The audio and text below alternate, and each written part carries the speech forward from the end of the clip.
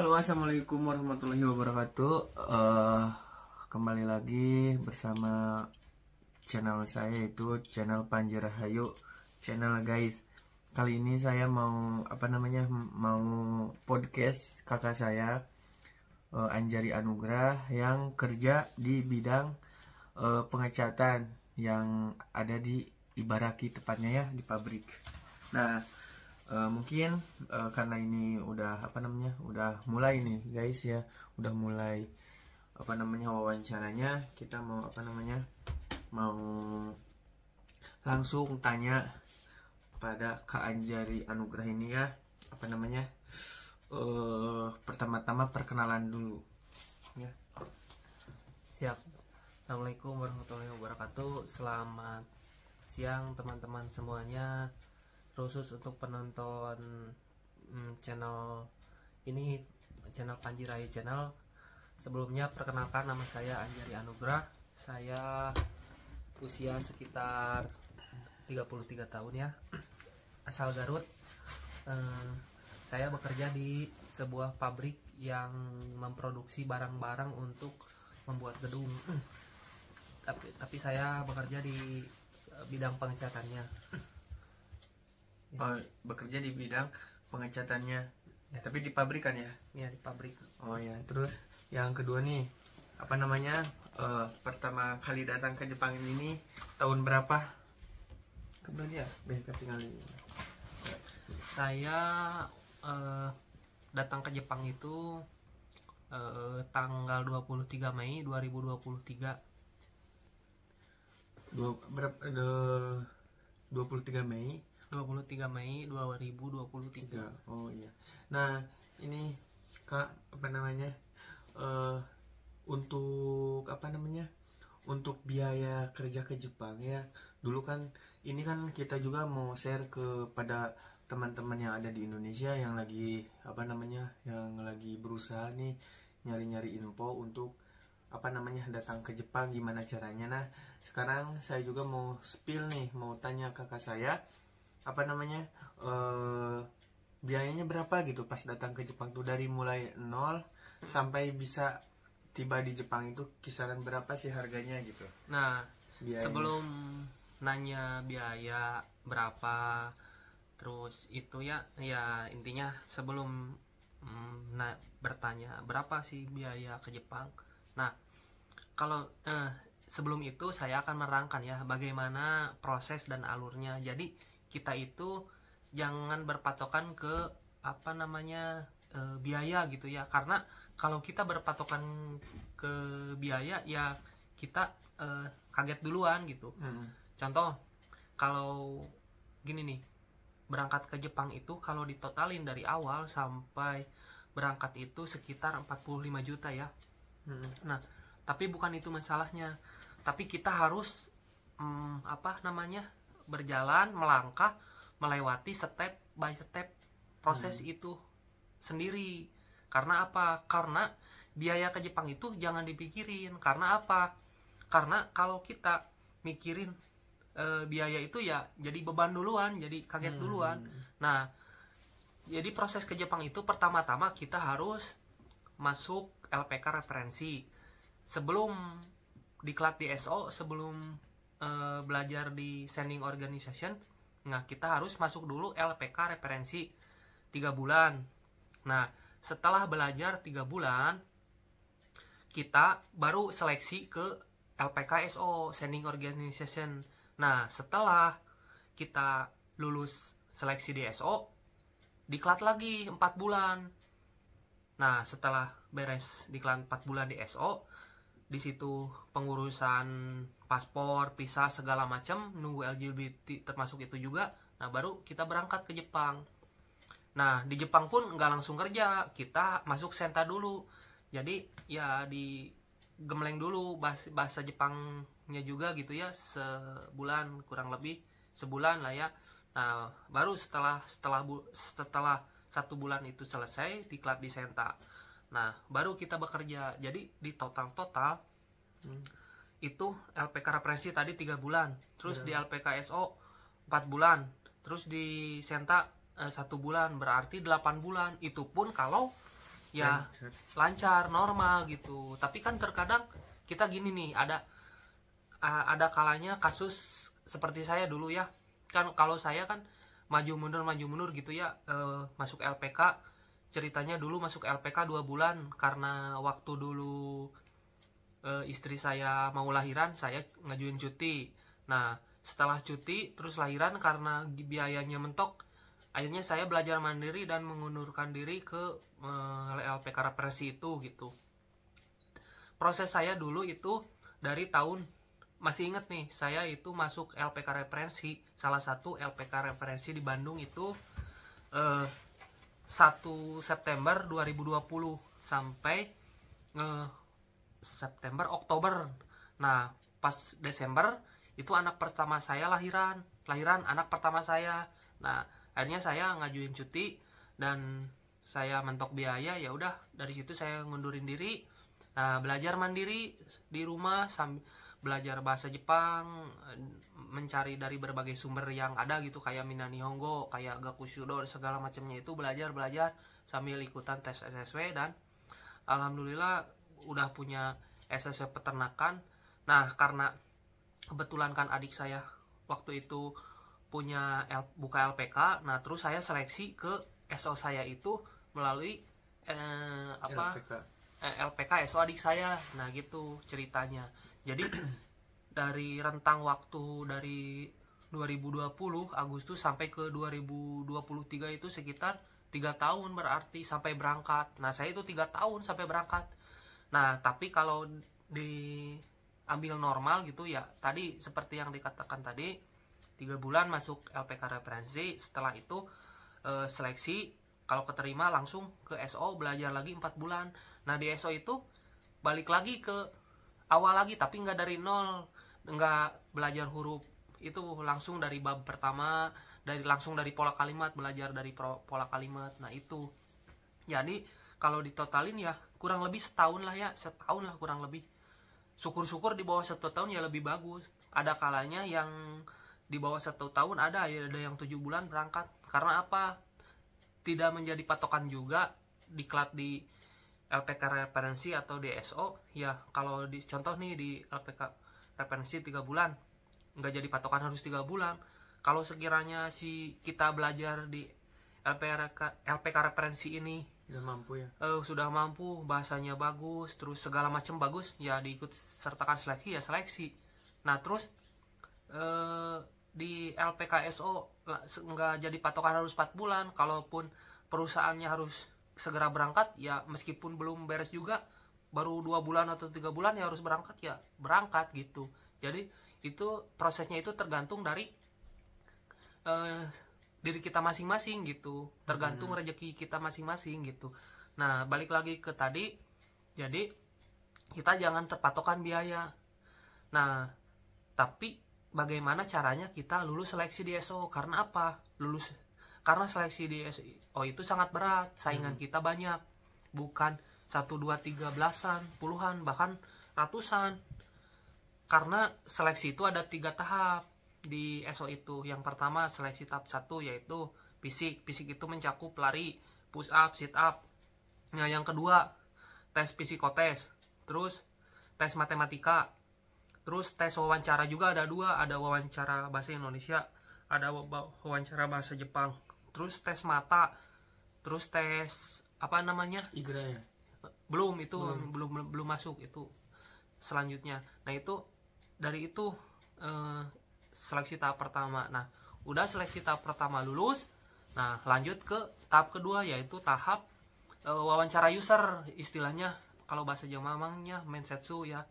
Nah setelah diterima di perusahaan Jepang, nah ini baru tahap terakhir yang harus goal gitu, harus lulus, yaitu medical check up. Nah ini yang menentukan, karena dulu saya ya waktu saya dulu di medical check up ada yang gugur 4 orang gitu. Nah jadi balik lagi ke materi tadi, jadi maksudnya tuh jangan berpikiran biaya, tapi bagaimana caranya kita lulus gitu, bagaimana caranya kita lulus dan bisa diterima di SO. Karena kalau udah diterima di SO berarti udah yakin gitu, udah bisa berangkat, bisa dipastikan 99,9% berangkat gitu. Tapi ini Kak, kadang ada orang nih yang di Indonesia karena dia belum tahu nih informasi lebih lebih detail informasinya kan, kita nggak tahu nih Kak. Kalau kita kan karena udah pernah ke Jepang juga, sekarang juga dalam keadaan ada di Jepang nih, ada yang kira-kira orang lain kan berpikir kira-kira habis biaya kannya berapa sih kita masuk ini. Kakak aja lah rata-rata yang kakak tahu biaya masuk LPK pertama gitu ya, yang referensi biaya berapa gitu dalam 3 bulan ya kalau nggak salah. Nah ini penting saya jelaskan ya, ini biaya selama 3 bulan masuk LPK referensi itu ya tergantung ya, maksudnya tergantung biaya LPK-nya itu masing-masing. Kalau di Bandung relatif paling murah itu 6 juta, ada yang 6,5 juta, ada yang 7 juta juga ada. Nah setelah itu 6 juta itu selama 3 bulan. Kita ambil yang paling murah aja ya, 6 juta. Nah 6 juta itu kita kan 6 juta itu tidak termasuk makan, cuman hanya gratis asrama aja. 6 juta itu selama 3 bulan. Nah berarti kita harus masukin biaya buat makan. Nah kita tentuin, kalau kita makan sehari 3 kali, ambillah sekarang 1 hari 50.000 aja ya. 50 kali 30 berarti 1,5 juta ya. 1,5 juta tinggal dikali 3, 4,5 juta. 4,5 juta ditambah tadi yang biaya 6 juta itu berarti 10,5 juta. Nah 10,5 juta ulatin lah, jangan diituin 11 juta aja, karena 500.000 itu biaya yang tidak terduga benar gitu. Misalnya sakit lah, beli pulpen juga kan, kalau misalnya hilang atau rusak kan harus beli pulpen kan. Nah jadi salah satunya ya masukin aja berarti untuk sekolah, biaya sekolah sama apa-apanya di sekolah referensi itu 6 juta, tapi untuk makan sama yang lainnya sekitar 4,5 juta. Jadi bisa ditotalin 10,5 juta selama 3 bulan ya, kurang lebih. Bisa juga kan 2 bulan udah diikut sertain untuk tes, tapi ini kan namanya mikirnya pahit gitu lah ya, pahitnya dulu gitu ya, biar gambaran awalnya dulu. Masuk LPK referensi biayanya sekitar 10,5 juta, itu udah berikut makan 3 kali ya. Nah ini 10,5 juta. Nah untuk setelah itu kita ikut tes di LPK sending organization. Nah kira-kira kalau udah lulus nih, udah masuk dan udah siap pergi ke Jepang, untuk biaya masuk SO ini tuh dulu kakak mengeluarin biaya berapa gitu? Nah kalau untuk biaya di SO itu waktu saya tahun 2023 ya, itu tuh biayanya masih 30 juta. Nah kalau sekarang kan udah berubah, jadi udah naik lah, bukan menyesuaikan harga istilahnya. Sekarang udah berapa? Naik jadi 32,5 juta. Nah itu tuh waktu itu 30 juta itu udah termasuk semua, jadi makan selama 4 bulan dijamin 3 kali sehari. Maaf saya perlu luruskan, jadi 2 bulan pertama itu kan 4 bulan. Nah 2 bulan pertama itu dikasih beras aja, yang disediain beras, tapi kita iuran buat lauk pauknya. Nah kalau 2 bulan kesana, sesudah 2 bulan 3 bulan kesana baru dijamin ya, pokoknya kita makan itu dijamin sama DSO gitu selama 2 bulan terakhir gitu, 3 kali gitu. Jadi 30 juta itu udah termasuk tiket pesawat, visa, tapi tidak termasuk paspor ya. Nah makan dan segala macam, diklat, asrama segala macam, pokoknya kita tinggal berangkat lah gitu. Itu jadi waktu itu 30 juta, tapi sekarang 32,5. Tapi setiap ESO berbeda-beda biayanya, ada yang 35 juta, bahkan ada yang sampai 37,5, bahkan ada yang sampai juga 40 juta lebih gitu, tergantung. Tapi segitu mah ya relatif ya terjangkau lah ya. Bisa disebut murah enggak, bisa disebut mahal juga ya, lumayan gitulah. Itu mah relatif terjangkau gitu. Berarti ini Kak untuk biaya masuk LPK referensi itu biayanya lah semua ya selama 3 bulan itu 10.500.000 itu udah berikut makan sehari 3 kali. Nah untuk masuk SO ini tuh biayanya sekitar, kalau kan kakak dulu 30 juta. Nah untuk sekarang kan karena udah berubah mungkin ya, kakak kan udah 2 tahun yang lalu. Nah sekarang kalau sekarang itu sekitar 32.500.000. Nah berarti total sekitar 43 juta. Itu udah semua ya, udah biaya LPK referensi sama LPK di SO. Ini udah yakin berangkat gitu, biayanya itu sekitar 43 juta. Nah ini kak, kadang ada yang nanya juga nih, teman-teman kita yang ada di Indonesia, kak masuk ke Jepang itu ada nggak kak dana talang, karena kita bisa masuk ke LPK referensi, tapi pas waktu pengen ke Jepangnya ada nggak keringanan biaya supaya kita bisa pergi ke Jepang, tapi karena biaya kita kurang nih, ada nggak dana talang gitu dari SO biasanya? Ada di SO saya juga itu ada dana talang ya, tapi nggak 100%.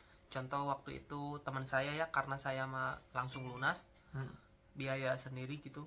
Nah teman saya ini mah nyeritain teman saya, jadi masuk dulu 10 juta, yang 20 jutanya pakai dana talang, tapi ada bunganya gitu, lumayan. Bunganya dari 20 juta itu jadi jatuhnya 26, jadi bunganya 6 juta gitu. Iya. Kalau sebisa-bisa ya pakai dana sendiri, kalau emang sekiranya nggak ada gitu ya udah terpaksa harus pakai dana talang. Ya kalau udah kerja di Jepang kan gajian lumayan gitu ya, bisa bayar lah pasti gitu ya.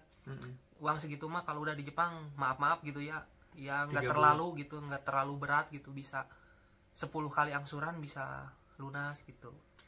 Semualah, kalaupun semuanya 43 juta ya dari biaya awal sampai akhir, mungkin 3 bulan kerja di Jepang, 4 bulan udah bisa terbayar. Nah, udah bisa balik modal. Ya. Nah, terus ini kak, ini kita dari perkenalan udah, pertama kali datang ke Jepang udah, terus spill biaya untuk kerja ke Jepang juga udah. Nah ini sekarang saya mau tanya kakak, ini kan sekarang kerja di bidang apa? Pengecatan. Di bidang pengecatan yang ada di pabrik kan? Pabrik ya, yang terletak di Ibaraki-ken ya. Nah ini kak, mau tanya nih kak, kekurangannya dan kelebihannya kerja di pengecatan dan di dalam pabrik, karena kakak kan di dalam pabrik nih. Ngecat kan ada yang ngecat tuh di luar tuh, ngecat atap rumah, ngecat itu banyak juga kerjanya kayak gitu kan, yang genbanya itu langsung. Nah kalau kakak kan kerja di pengecatan tapi di pabriknya, kadang ngecat besi-besi yang besar kayak gitu kan, tiang-tiangnya. Nah kekurangannya dan kelebihannya itu apa kak?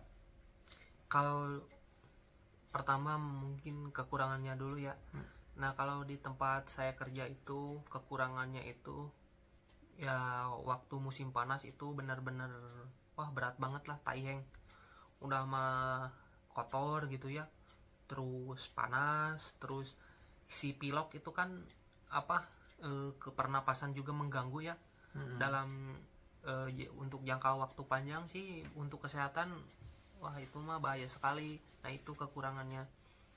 Nah ini perlu dijelaskan ya, jadi di saya itu pengecatannya bukan pengecatan manual yang disemprot gitu, jadi si pengecatannya itu kayak krum, jadi dicelup masuk dulu ke kolam gitu, jadi kayak conveyor nih, conveyor berjalan. Nah terus dimasukin pakai kayak lift gitu ya, turun ke kolam gitu.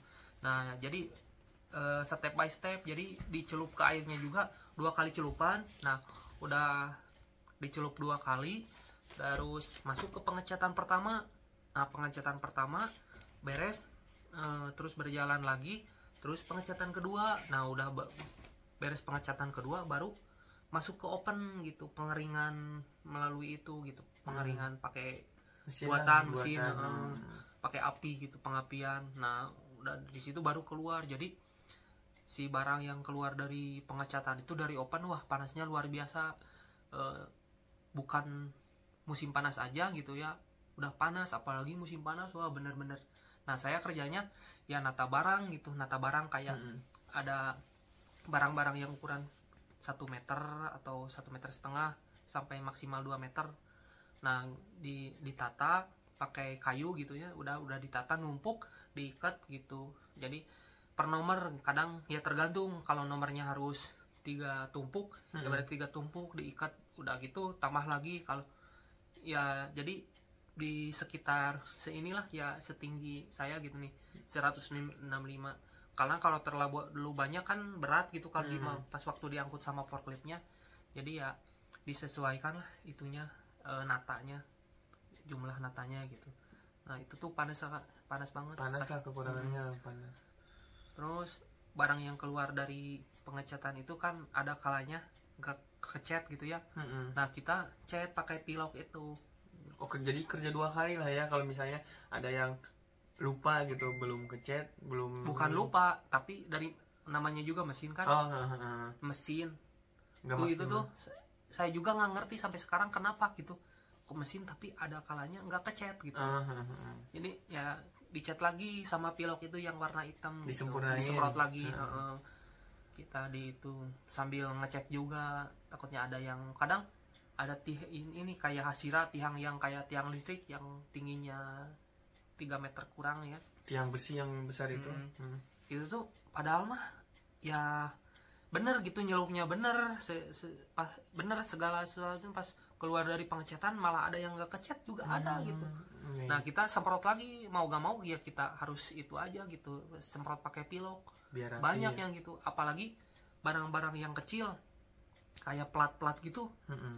Tuh ada keluar nih banyak yang nggak kecat, nah kita harus cat gitu. Nah itu si piloknya itu meskipun pakai masker pelindung yang buat itu gas ya, itu tetap yang besar itu ya, kayak masker babi itu ya, itu tetap ada gitu, kecium baunya. Udah pasti itu mah baunya kecium, bahaya berarti ya, ke paru-paru, ke mata, ke paru-paru ya, udah pasti bahaya. Makanya kan dulu meskipun pakai kacamata sampai hitam kacamatanya Oh iya, itu masuknya kekurangan, benar-benar membahayakan diri kita kalau kita nggak safety gitu sama diri kita sendiri, masker sama ini mata.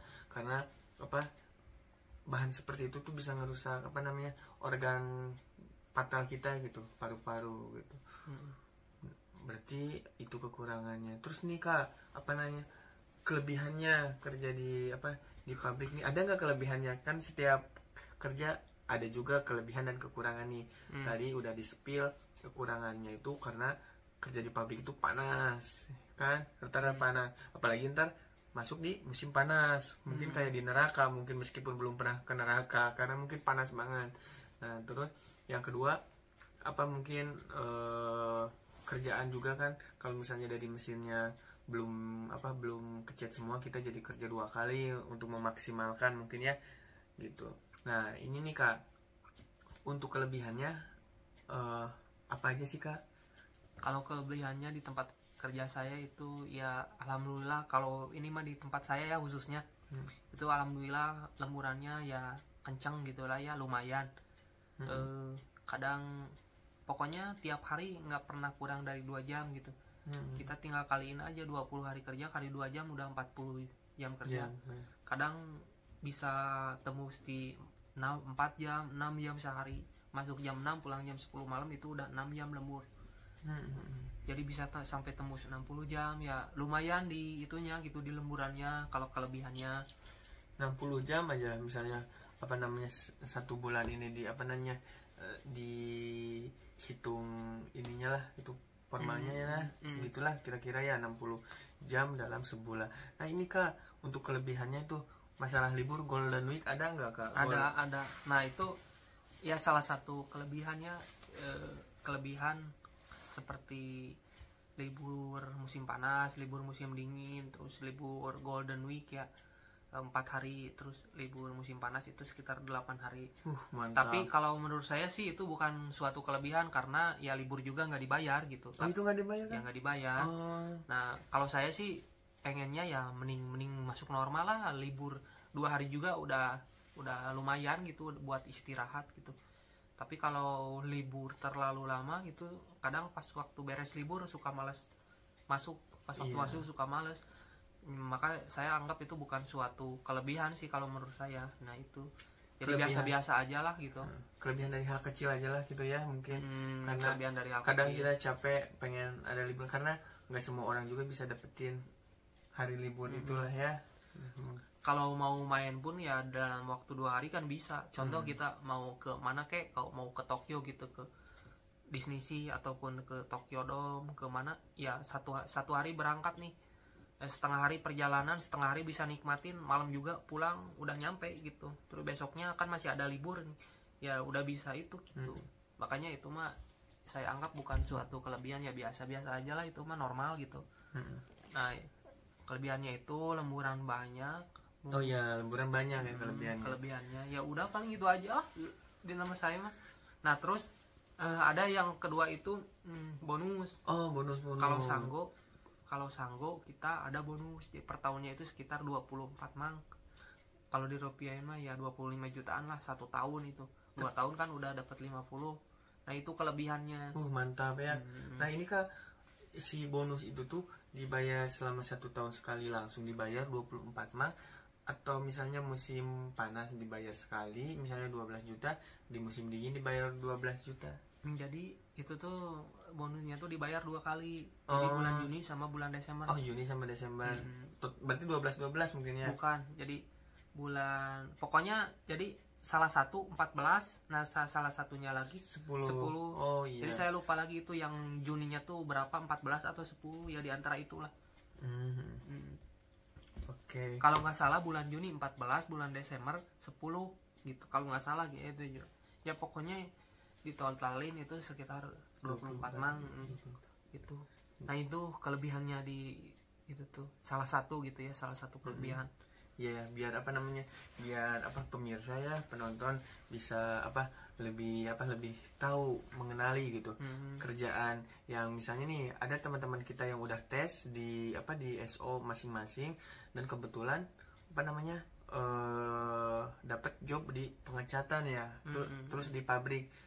Nah itu kelebihan dan kelemahannya kira-kira seperti itu yang dirasain kakak saya ini ya. Nah untuk untuk sekarang nih ini lebih ekstrim mungkin ya pertanyaannya.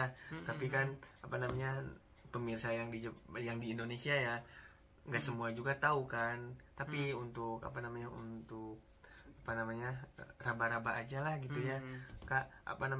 Kira-kira gaji 1 bulannya tuh di pabrik di pengecatan tuh berapa daitai aja gitu kira-kira? Sebagian besar. Ini saya diambil itunya lah ya. Pokoknya selama saya bekerja dari bulan pertama sampai sekarang ini paling kecil dapat 12 mang, itu sekitar 13 jutaan ya. Nah itu tuh bersih gitu ya. Nah kalau saya udah dihitung total terus dibagi bulan gitu ya, jatuhnya sekitar 16 mang rata-rata. Nah paling gede di sini itu pernah 21 mang. Jadi itu mah relatif, kalau gaji tergantung lembur, semakin banyak lembur ya semakin gede gajiannya gitu. Tapi saya udah rata-ratain selama kerja, rata-rata selama ya pertama kerja bulan pertama sampai ini ditotalin itu sekitar 16 mang gitu rata-ratanya. Itu bersihnya 18 mang. 16. Oh 16 mang. Itu udah sama lembur.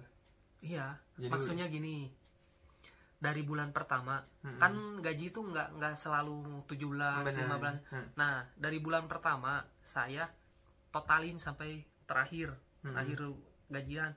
Nah terus dibagi itu, dibagi berapa bulan, 20 bulan, dibagi sampai terakhir. Contoh dari bulan Juli gajian dulu kan pertama, nah sampai kemarin bulan April. Nah ditotalin ada berapa bulan, nah ditotalin juga gajinya berapa, nah ketemunya berapa, nah rata-ratanya itu 16 mang gitu. 16 mang. Ya berarti udah udah lumayan lah 16 mang itu. Kalau misalnya kursnya lagi bagus bisa juga nyampe 20 juta itu 16 mang. Itu udah bersih kan, udah dipotong ini itu.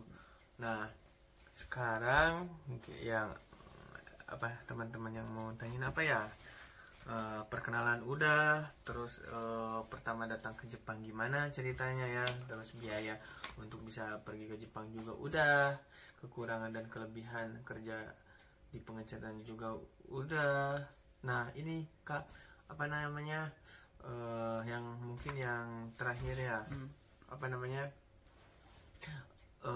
mau tanya sama Kakak ini, hal apa saja yang harus dipersiapkan nih buat teman-teman yang ada di Indonesia, karena kan di Indonesia tahu sendiri informasi kan kurang.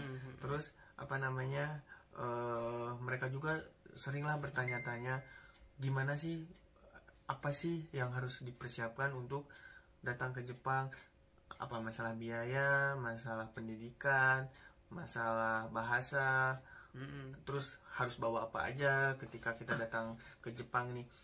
Kakak simpulkan aja apa namanya yang harus dipersiapin buat teman-teman kita yang ada di Indonesia pas mau datang ke Jepang nih Kak. Pas mau datang ke Jepang. Karena mereka kan nggak tahu ya Kak ya, apa namanya, harus persiapan apa aja gitu, baik mental ataupun apa, bisa Kakak bisa dirangkum gitu sama Kakak sendiri yang pernah Kakak rasain.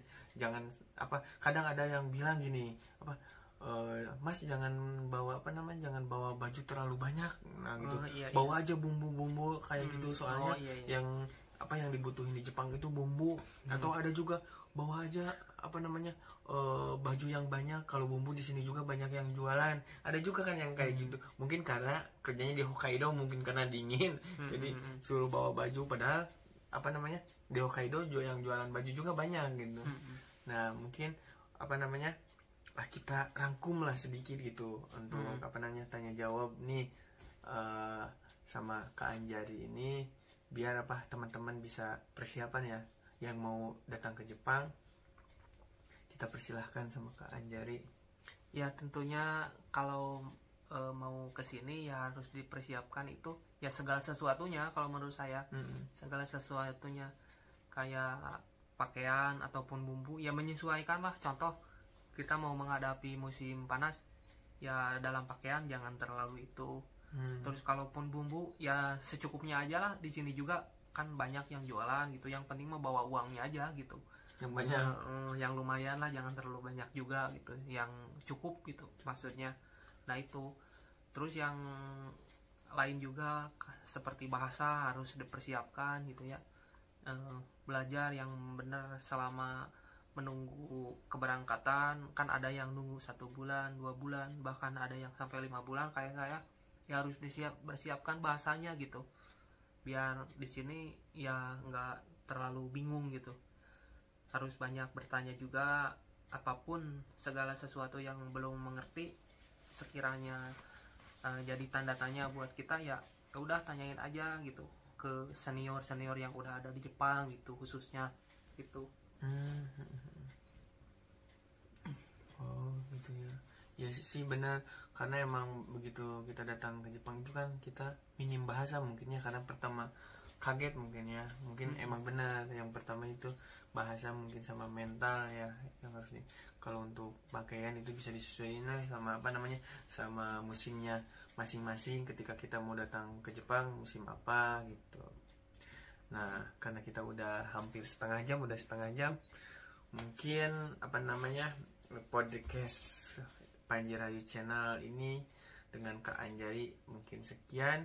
Dan bagi apa namanya teman-teman kita yang ada di Indonesia, kalau mau bertanya misalnya, Kak ntar spill apa namanya kekurangan kelebihan di bidang yang lain, mau di bidang apapun, mau di apa namanya pertanian atau apapun, bisa komen ya, bisa onegai gitu, bisa request gitu, apa namanya pengen disepilin apa namanya wawancara dengan mungkin dengan teman saya kan yang kerja di bidang apapun, biar ada apa inspirasi ya, bukan inspirasi apa sih sebutnya tuh, ada motivasi juga masuk gitu, ada apa namanya biar gambaran gitu, ada gambaran buat kalian yang pengen datang ke Jepang dengan bidang yang berbeda, misalnya bukan bidang yang teman-teman di Indonesia ini kan dapat jobnya ini, nah sedangkan saya belum ada apa namanya podcast di bidang itu, bisa apa namanya